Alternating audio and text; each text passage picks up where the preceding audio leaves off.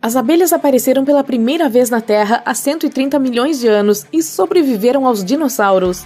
O que as ajudou a sobreviver por tanto tempo foi a estrutura incrivelmente complexa de sua sociedade e o trabalho em equipe. Cada abelha tem seu próprio papel e responsabilidade. Algumas delas constroem e consertam sua casa, algumas abelhas a protegem, outras limpam a colmeia e buscam comida. Mas se você pudesse entrar sorrateiramente em uma colmeia e descobrir como todo esse sistema funciona, o que veria lá dentro? Por alguma razão misteriosa, é fácil para você passar pelas abelhas guardiãs, mas se você fosse uma abelha de outra colônia, elas não o deixariam entrar sem lutar. As abelhas de guarda parecem bastante intimidantes. Elas ficam de pé sobre as 4 patas traseiras na entrada da colmeia, com as patas dianteiras levantadas no ar. Essas abelhas inspecionam todos os insetos que entram na colmeia com suas antenas e patas dianteiras. Cada colmeia tem seu próprio odor, e as guardiãs podem saber se uma abelha pertence à sua colônia ao cheirá-la. Somente as abelhas que vivem na colmeia podem entrar. De repente, você vê algo estranho. Uma das abelhas guardiãs detectou um intruso. Uma abelha de fora deve ter tentado por engano entrar na colmeia errada, mas está carregando uma carga de néctar, e a guardiã deixou entrar. Aparentemente, elas não se importam em aceitar presentes de graça, mesmo de estranhos. Você se sente muito curioso para permanecer ali por mais tempo. A colmeia tem apenas uma entrada. Você percebe que as paredes ao redor parecem estranhas, então olha mais de perto e nota que são revestidas por uma fina camada de alguma substância. É própolis, resina vegetal endurecida produzida por abelhas. Ele ajuda a combater infecções e a curar diversos problemas de saúde. Um pouco mais adiante, você pode ver inúmeros favos de mel. Eles são células hexagonais densamente compactadas feitas de cera de abelha. As abelhas os usam para armazenar alimentos, pólen e mel. É também onde elas mantêm ovos, larvas e pupas. Os favos de mel são fixados às paredes da colmeia.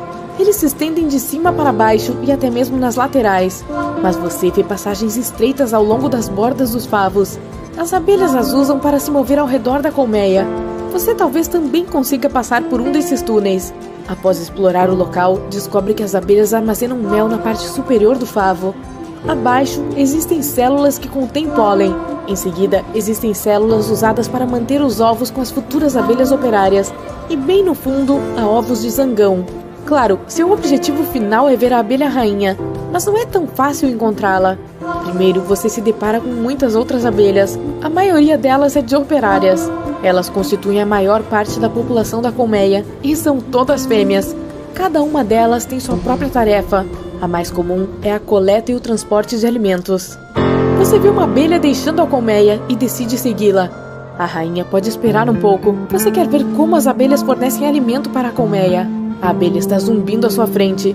Depois de visitar algumas flores, de repente ela começa a balançar enquanto paira em um lugar. Essa é a famosa dança das abelhas. É assim que elas se comunicam. Assim que uma coletora encontra um suprimento perfeito de néctar, começa a executar uma dança muito precisa. Consiste em uma série de linhas retas e oitos no ar.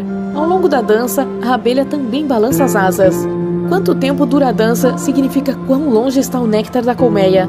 Cada 75 milissegundos são 100 metros de distância. E a intensidade da dança depende da riqueza da fonte do néctar. Quanto mais forte for o movimento, mais néctar a abelha encontrou. E também tem o ângulo da dança. Mostra a direção do néctar em relação ao sol. A sua abelha deve ter encontrado um monte de néctar. Ela está praticamente vibrando. De repente, ela começa a voar de volta para a colmeia. Você a segue. Lá, a abelha faz uma dança se sacudindo na frente de outras abelhas operárias. É assim que diz às outras abelhas que elas precisam ir coletar alimentos imediatamente. Você decide ficar para trás e apenas observar o que vai acontecer. Logo, as abelhas voltam. Elas trouxeram de volta muito néctar que precisa ser amadurecido e virar mel. A sua abelha faz uma dança de tremor dessa vez. Ela está sacudindo as pernas de uma maneira que faz seu corpo tremer todo. Essa dancinha faz com que outras operárias desçam para processar o néctar. É hora de retomar sua pesquisa.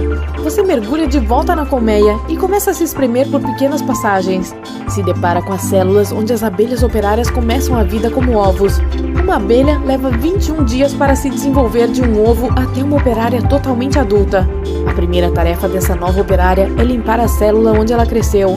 A célula então se torna um berçário para um novo ovo, e a abelha cuida desse ovo. Mais tarde, alimenta a larva e a mantém aquecida. Durante a próxima fase de sua vida, quando tem de 12 a 20 dias de idade, a abelha começa a fazer tarefas ao redor da colmeia. Ela produz cera, armazena pólen e néctar, constrói o favo, protege a entrada e assim por diante. Quando a abelha completa 20 dias, ela se torna uma coletora. Busca e entrega pólen, néctar e resina de árvore para fazer própolis. Ela também traz água. As abelhas precisam dela para beber e resfriar a colmeia. Em algum momento, você vê algo que parece um quarto de hospital? Lá, as abelhas operárias cuidam das que não se sentem bem. As médicas trazem diferentes tipos de mel dependendo da infecção.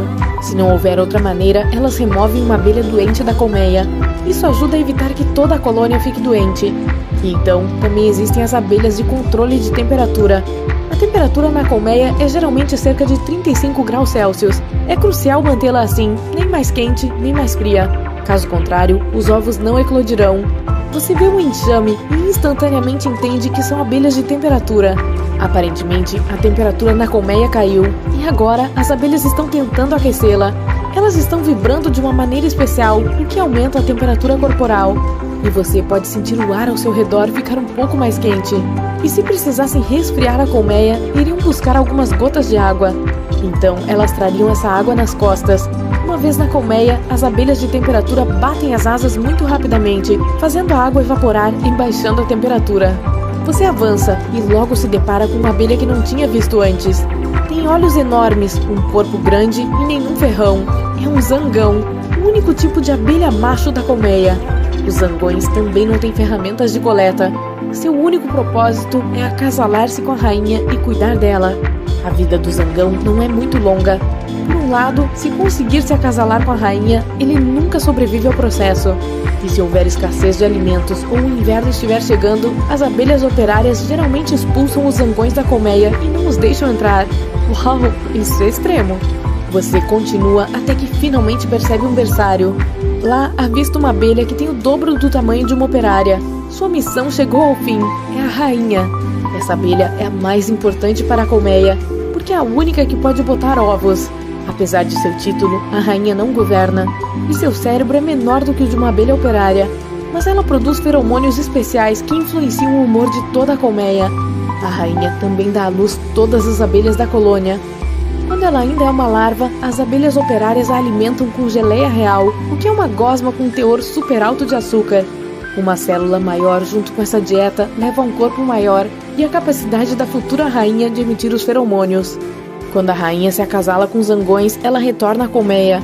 3 dias depois, começa a botar ovos e nunca para. Ela trabalha muito na primavera, botando um ovo a cada 20 segundos. Não é à toa que no final do ano a colônia já tem uma população de 30 mil a 60 mil abelhas. Mas espere, algo estranho está acontecendo aqui. Um grupo de abelhas operárias, na verdade muitas delas, pode ser até metade da colônia, saem da colmeia com a rainha as conduzindo. Isso significa que a colônia se tornou grande demais. A rainha sai pela primeira vez desde o acasalamento, e todo o enxame sai em busca de um novo lar. De volta à colmeia, uma nova rainha eclode um ovo 8 dias depois.